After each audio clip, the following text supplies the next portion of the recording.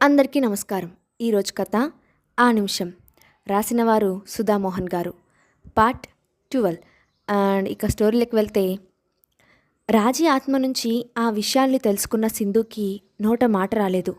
మృత్యువు ఏ రకంగా ఎటువైపు నుంచి వస్తుందో, ఎలా వస్తుందో ఎవరు ఊహించలేం కదా. రాజీ భర్తకి తనకి ఎదురయ్యబోయే సమస్యకి భయపడి చనిపోవాలనుకున్నాడు.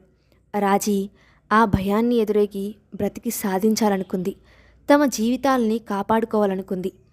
ఈ ఇద్దరి ఆలోచనల్ని తారుమారు చేస్తూ పాశవికంగా ఆలోచించిన ఓ రాక్షస రూపం వాళ్ళ పాలిట మృత్యువలను విసిరి 2 నిండు ప్రాణాలని బలి తీసుకుంది. ఫలితంగా ఒక పసిపాపని అనాథ చేసింది. రాజీ హత్య చేయబడిందా? ఇదే సింధు మనసును పదే పదే తొలిచేస్తోంది. చెమటలు పడుతున్నాయి. వారిని చంపడం వల్ల వాళ్ళకి ఒరిగేదేముంది? అసలు ఈ కిరాతానికి ఒడిగట్టినదెవరు? కనీసం ఆ పసిబిడ్డను చూసి అయినా వాళ్ళ మనసు కరగలేదా? వాళ్ళు పొందినదేమిటి? అసలు ఇదంతా చేసిందెవరు? ఇన్నాళ్ళుగా ఈ ఘోరమైన నిజం భూస్థాపితమైపోయిందా? ఇప్పుడు నేను విన్నది అసలు నిజమేనా? నా భ్రమ? ఇది నేను ఎలా రుజువు చేయగలను? ఇది ఇంకెవరికైనా తెలుసా? తెలిసి ఇప్పుడు నేను ఏం చేయగలను? నాకు సహాయం చేసేదెవరు?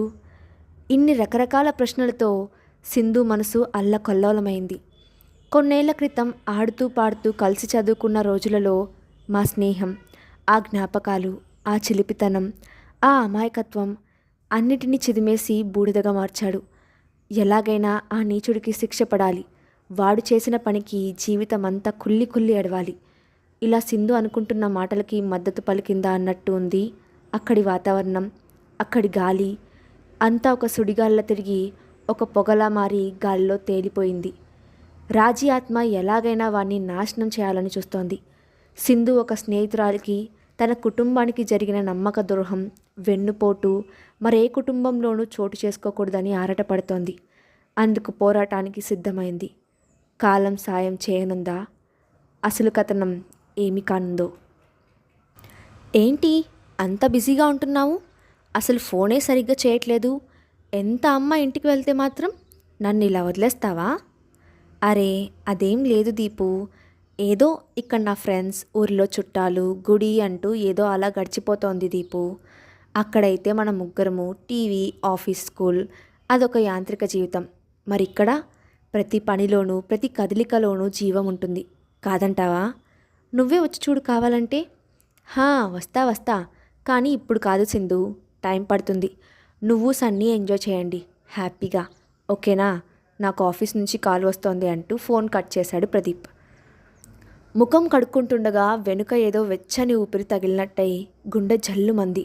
వెంటనే కళ్ళు తెరిచి చూడాలనుకుంటే ముఖమంతా సుబ్బు నొరగా గబగబా చెంబుతో నీళ్లు పూసుకొని అటు ఇటు చూస్తే అక్కడేం కనిపించలేదు. బయటకొచ్చి ముఖం తుడుచుకుంటూ ఉంటే వెనకనే ఉన్న అలమారులోంచి ఒక చేయి వచ్చి మెడని పట్టుకోబోయింది. గుండెలదిరి పడుతున్నాయి. ఏమవుతుందో అర్థం కావట్లేదు. ఇదంతా నా భ్రమ లేక నిజమా? ఎవరున్నారు నా వెనక? ఉత్సాహం సన్నగిల్లింది. భయం మెదడుని ఆవరించింది. భోజనం తినడానికి వచ్చి కూర్చుంటే అన్నం మొత్తం రక్తమై కనిపిస్తోంది. బాబోయ్, ఏంటిది అసలు? నేను చూస్తున్నది నిజమేనా అనుకొని లేచి వెళ్ళి కుంకుమ పెట్టుకొని పడుకుంటే కాసేపటికి మంచం కింద నుంచి ఒక చెయ్యి పైకి లేచి ముఖం దాకా వచ్చింది. బెదిరిపోయి లేచి కూర్చుంటే ఎదురుగా తన కాళ్ళ దగ్గర ఒక పొగలాంటి ఒక ఆకారం, తల లేకుండా మొండంలా స్పష్టంగా కనిపించింది. గట్టిగా కేకలు వేస్తున్నా ఎవరికీ వినిపించట్లేదు. తన మాట తనకే వినిపించట్లేదు. ఒక్క ఉదుటున లేచి చూస్తే అక్కడంతా చీకటి. హో, ఇదంతా కళ. కానీ అలా కలలో జరిగిందంతా ఇప్పటికీ నిజంగానే జరిగినట్టు అనిపిస్తోంది. గుండె వేగం పెరిగిపోయింది. లైట్లన్నీ వేసి ఆయాసపడుతూ రొప్పుతూ అక్కడే కూర్చొని చుట్టూ చూస్తూ ఒక 2 గంటలు గడిచాయి. మెల్లగా కునుకు పడుతోంది. రెప్ప పడుతోందా అన్న సమయంలో తననే చూస్తూ ఎదురుగా ఎవరో వెళ్తున్నట్టు అయి కనపడేసరికి వచ్చే కునుకు కూడా ఎటో ఎగిరిపోయింది. నా కలను నేనే నమ్మలేకుండా ఉన్నాను. ఎలా నేను ఇప్పుడు తప్పించుకునేది? ఎందుకు నాకు ఇలా జరుగుతోంది అని ఆలోచిస్తూ అక్కడ ఒంటరిగా ఉండలేక వచ్చి హాల్లో టీవీ పెట్టి చూస్తే అందులో ఒక హర్రర్ మూవీ నడుస్తోంది. తెల్లని ఆకారంలో ఉన్న ఒక ఆత్మ హీరో కళ్ళ ముందు తిరుగుతూ ఒక్కసారిగా ముఖాన్ని భయంకరంగా చేసి అరుస్తోంది. కళ్ళు నల్లగా తెల్లగా కాలిపోయినట్టుగా విచిత్రంగా ఉంది ఆ ముఖం. టీవీలో కనిపిస్తున్న ఆ ప్రేతాత్మ ఎదురుగా ఉందా అనేట్టు అనిపించింది ఒక్కసారి. అసలు ప్రాణాలతో ఉంటానా? తెల్లవారుతుందా లేదా? నా బ్రతుకే తెల్లారిపోతుందా అనిపించింది అతనికి. ఇంతలో వీధి తలుపు ఎవరో కొడుతున్నట్టు చప్పుడు. ఈ సమయంలో ఎవరొస్తారు? అలాగే కూర్చొని ఉంటే మళ్ళీ తలుపు కొడుతున్నట్టు శబ్దం. ఇంకా కొడుతూనే ఉన్నారు. భయంగానే వెళ్ళి ఎవరు ఎవరు అని పిలిస్తే అటు నుంచి సమాధానం రాలేదు. మళ్ళీ పిలిస్తే పలకలేదు. తలుపు తడుతూనే ఉన్నారు. ఇంతలో టీవీలో అదే సీన్ వస్తోంది. తలుపు తీసిన హీరో తలని ఒక ఆత్మ 2 చేతులతో పగలగొట్టి చంపేస్తుంది. ఒక పక్క ఆ సీను, ఇంకో పక్క ఉలుకు పలుకు లేని ఆ తలుపు శబ్దం. అసలు ఆత్మే రావక్కర్లేదు. ఆ భయానికే గుండె ఆగిపోయేలా ఉంది. తలుపు చప్పుడు ఆగట్లేదు. పిలిస్తే పలకట్లేదు. ఇంకా ఇలా కాదని పోతే ప్రాణమే పోతుంది. ఏదో నన్ను వెంటాడుతోంది. ఇంకా నా చావు తథ్యం అనుకొని తలుపు తీశాడు. అప్పటిదాకా పడిన ఆందోళన, భయానికి వెంటనే స్పృహ తప్పి పడిపోయాడు. ఉదయం 8 అవుతోంది. నెమ్మదిగా లేచింది సింధు. హాల్లో ఏవో మాటలు వినిపిస్తున్నాయి. ప్రదీప్ గొంతు కూడా వినబడుతోంది మధ్యలో. గబగబా పరుగున వెళ్ళి చూస్తే నిజంగానే ప్రదీప్ వచ్చాడు. ప్రదీప్ని చూసి ఎక్కడా లేని సంతోషం వచ్చింది సింధు ముఖంలో. ఏంటి దీపు, నిన్న నైట్ నాతో మాట్లాడావు కదా, ఎప్పుడు బయలుదేరావు? సర్ప్రైజ్ సింధు అన్నాడు నవ్వుతూ ప్రదీప్. వాళ్ళంతా కులాసాగా కబుర్లు చెప్పుకుంటున్నారు.